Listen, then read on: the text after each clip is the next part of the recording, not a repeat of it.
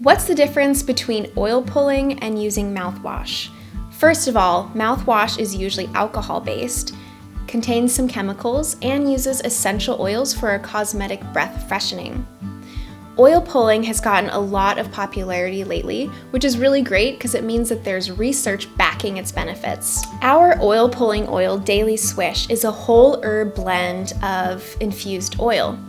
That means you get the benefits of oil pulling with herbs that you can recognize, like fennel and amalaki.